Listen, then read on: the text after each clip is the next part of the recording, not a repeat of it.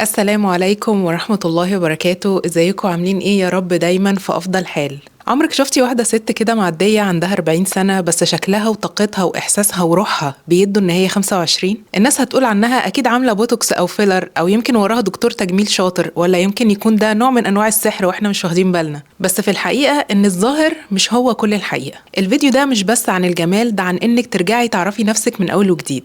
احفظي الفيديو ده عندك واعملي له لايك، لانه هيحرك فيكي حاجات نسيتيها من كتر الجري. وفي الاخر هستناكي في اختبار بسيط هيبين لك وهيوضح لك انتي فين دلوقتي. عايزه تبقي واحده من الستات اللي كل اللي يشوفها يسالها هو انتي بتعملي ايه؟ هو انتي بتاكلي ايه؟ في حاجة معينة، في سر معين؟ لأن شكلها مش بس صغير، لأن جواها هدوء، جواها ثقة، جواها صحة، جواها تفاؤل، جواها تواصل. والحاجات دي بتخطف العين وبتظهر على مظهر الوش أكتر من أي حاجة تانية. السر مش في السيرم اللي بكام ألف ولا دكتور التجميل الشاطر، لكن السر في حاجات صغيرة، عادات صغيرة، قرارات صغيرة بتتكرر كل يوم. خليني اديكي مثال على مروة النهاردة. مروة عندها 42 سنة، دايما تصحى تعبانة، دايما تصحى مجهدة، بشرتها مرهقة، كل اللي يشوفها يقول لها يا بنتي انت في الستين ولا ايه؟ ده غير العصبية والتوتر والقلق اللي بقوا مسيطرين على حياتها ليل مع نهار. قررت بخطوات بسيطة هنتكلم عليها النهاردة، زي ان هي تشرب مية اول ما تصحى، زي ان هي تبدأ تتحرك كل يوم، زي ان هي تاخد قرارات بسيطة وصغيرة علشان تغير حياتها. وبعد كده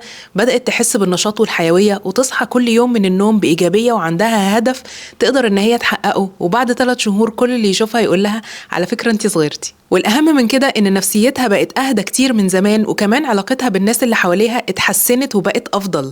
وبوعدك إن لو مروة قدرت تعمل التغيير ده في حياتها فانت كمان تقدري. ده مش فيديو تتفرجي عليه وخلاص، ده خطة عمل هتبدأيها من النهاردة، خطة حياة هتخليكي تشوفي الفرق بنفسك في نفسك. بصي، في البداية كده عايزين نعرف إن الكبر مش بيجي في يوم وليلة، بمعنى إن هو مش بيحصل فجأة، هو بيحصل نتيجة تراكمات. كل يوم ما نمتيش فيه كفاية، كل يوم فضلتي اللي حواليكي على نفسك، كل يوم فضلتي إن انتي تشربي صودا أو تشربي حاجة فيها سكر بدل ما تشربي مية. المشكلة إن احنا مش بنعرف إيه اللي بيحصل جوه جسمنا غير لما بيظهر على وشنا: بهتان، تعب، إرهاق، هالات، وهكذا حاجات كتير. في دراسة من جامعة ييل بتقول إن الناس اللي بتبص لنفسها نظرة إيجابية ده بيأثر على عمرها البيولوجي وبتبان أصغر.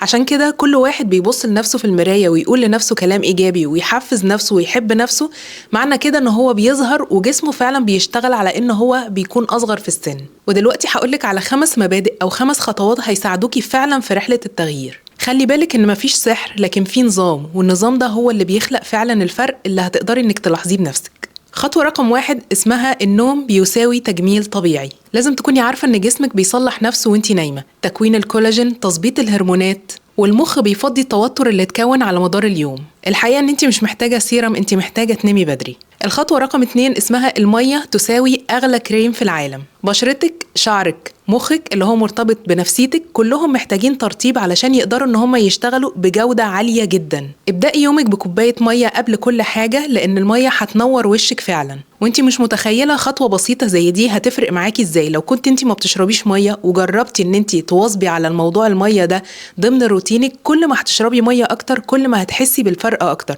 كل ما وشك هينور وهتحسي ان جسمك كمان نشيط وخفيف. الخطوة رقم 3 اسمها الحركة تساوي طاقة وجمال. زمان أخدنا قاعدة بتقول إن الطاقة لا تفنى ولا تستحدث من العدم، لكن يمكن تحويلها من صورة لأخرى. علشان كده لو انتي مش لاقية طاقة تعملي بيها المهام بتاعتك اليومية والحاجات اللي مستصعباها جدا على نفسك، فانتي محتاجة تولدي طاقة. تولدي طاقة، الطاقة بيتم توليدها، يعني لازم يكون في حركة علشان يكون عندنا طاقة. مش لازم أبدا إن انتي تعملي تمارين عنيفة، ممكن تكتفي بالمشي أو بالرقص أو تعملي تمارين زومبا تكون ممتعة ليكي.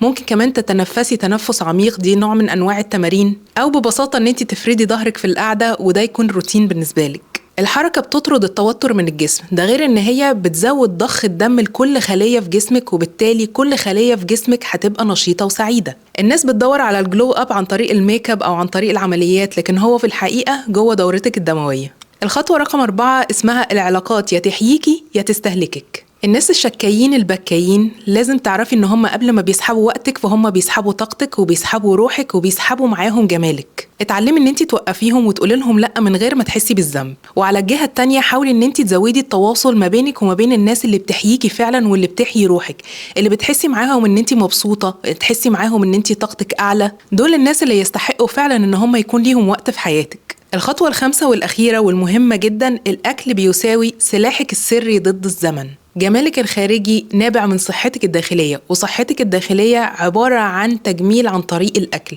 مش عن طريق الكريمات والسيرامات والعمليات. في أكلات لما بتدخليها في نظامك الغذائي بتحارب التجاعيد، بتزود من مرونة الجلد، بتديكي صحة ونشاط وطاقة، وكمان هتديكي شكل أصغر. دلوقتي جه الوقت علشان تبدلي نوع من أنواع أكلك بنوع تاني يكون بيديكي صحة وطاقة وشكل أصغر. ودلوقتي هقولك على 5 أنواع من أنواع الأكلات، حاولي إن انت ما يعديش يوم إلا وانت حاطة في نظامك الغذائي حاجة منهم، ويا سلام لو حطيتي أكتر من كده انت المستفيدة. رقم 1 هي التوتيات، زي التوت والفراولة والتوت الأزرق. اللي بيميز الفئة دي إن هي فيها مضادات أكسدة بشكل عالي، ومضادات الأكسدة بتقاوم تلف الخلايا. رقم 2 السلمون أو السردين، لأن هما من الأسماك الدهنية اللي فيها محتوى عالي من الأوميجا 3. الأوميجا 3 بترطب الجلد وبتمنع كمان الجفاف بتاعه، فهي مهمة جدا في نظامنا الغذائي. ولو كنا احنا مش بنحب السلمون أو السردين أو بأي شكل من الأشكال ما نقدرش إن احنا ناكلهم، فممكن ناخد المكملات بتاعة أقراص الأوميجا 3. ده غير إن الأوميجا 3 مهمة جدا للمخ والمفاصل والجلد.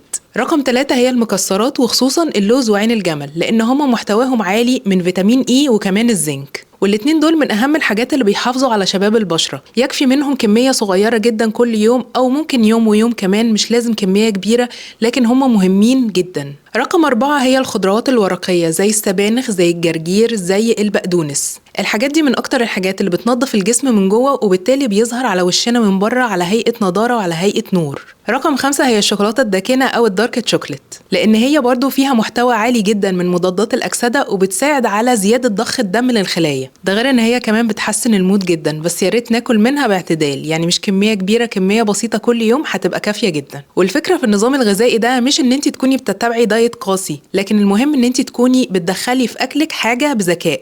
انت هتغذي جسمك دلوقتي بالحاجة اللي هو محتاجها، علشان هو هيردلك الجميل ده بعدين. ودلوقتي جه وقت الاختبار اللي هيبين لك انت فين دلوقتي. عايزاكي تسألي نفسك الأسئلة دي وتجاوبي عليها بمنتهى الصدق والصراحة.